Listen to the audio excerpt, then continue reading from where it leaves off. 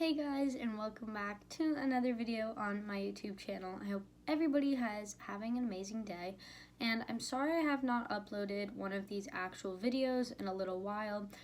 Really, not that many people watch these videos. It's usually like 8 to 10 people, which for the research, the time, and the editing I put into all my videos, it doesn't really seem worth it for 8 people to watch it.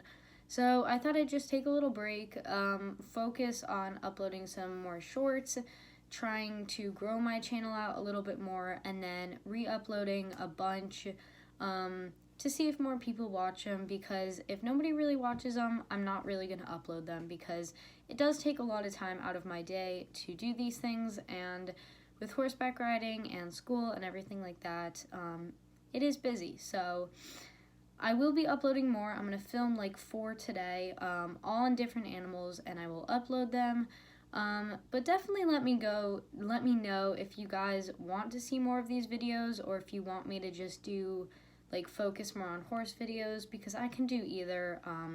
It's up to you guys. I will stop filming what you guys don't want to see. Also, this video will be uploaded probably on the 31st of January. Right now it's the 30th. And my birthday is February 1st, just letting you guys know, in case anybody wants to say happy birthday, but I am turning 14 and my birthday is on February 1st. This video is going to be about geckos, because I haven't done one in a little while, and this is going to be a beginner's guide for geckos, but mostly for people to learn about. This one is going to be for crested geckos and not for leopard geckos. Leopard geckos are not the same thing as crested geckos. They need more heating, and kind of that's about it, but it's a little bit different. So this one's going to be for this is for crested geckos, not for leopard geckos. I'm so sorry. This is going to be for crested geckos and not leopard geckos. If you guys want leopard gecko videos, let me know in the comments down below. Let's get started. So the first thing you're going to need is obviously a tank. But before that, you're going to want a tank cleaner. So it can be things from the pet store, or you can also make one, which is just 50% vinegar and 50% water. It will not harm them. You definitely have to make sure it fully dries so that the smell can go away and it's not all moist. But apart from that, it definitely works. I definitely clean the inside and the outside, just because if you're getting it from a store like Petco or PetSmart or anything like that, there is just germs and dust and shavings and everything from all aisles kind of collected in it. So I definitely give it a quick little scrub down. The next thing is a spray bottle. Crested geckos do need to be misted. They need their enclosures pretty moist. It has to be like kind of wet inside. So definitely a spray bottle with like a good nozzle so that it can kind of get everything moist. The next thing is substrate. Eco Earth is the one I use. It's basically coconut soil. It's brown, it's pretty soft, and it absorbs the moisture in the air so that it doesn't go all dry. It still stays wet. Definitely like that one, and I would not really recommend any wood chips or sand. I'd go for more dirt and coconut soil and things like that. Lighting, you don't really need lights. Crested geckos don't need LED lights like leopard geckos do. I would recommend having a heat lamp on with you, so that if it gets cold, you don't have to run out and buy one. But if you live somewhere that is typically really cold, I would definitely make sure to have one. But if you live where like it gets cold in the winter and the hot in the summer, I'd recommend just having one in case those really chilly days happen.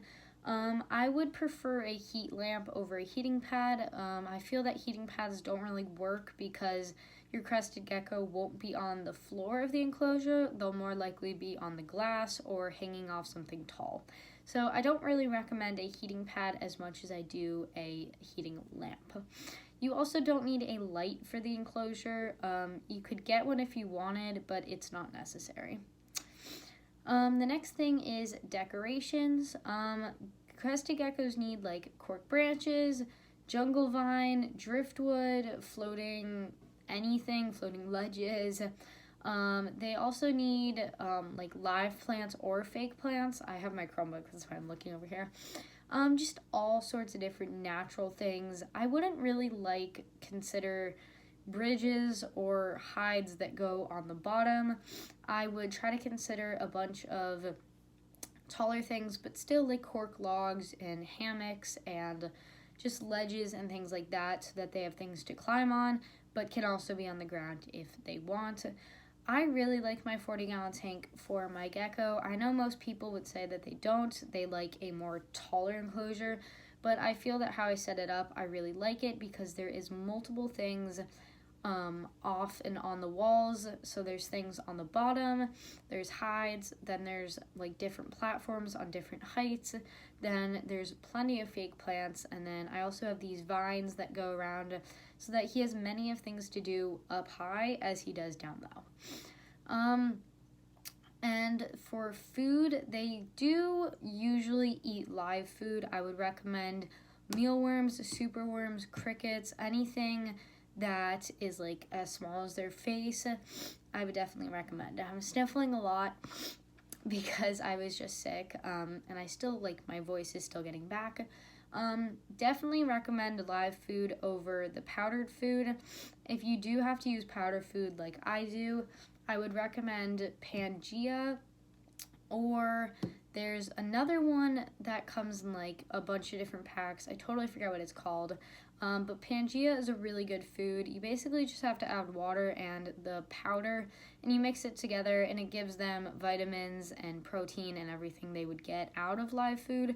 Mr. Gecko, he will not eat live food. He grew up not eating it, so I think he was trained to it. He has occasionally eaten crickets and mealworms, but he will go weeks without eating it, and then I'll have to go back on the other food. He's older, he's like 7, I think, so he's spent most of his life eating the powdered food, so he's kind of used to it.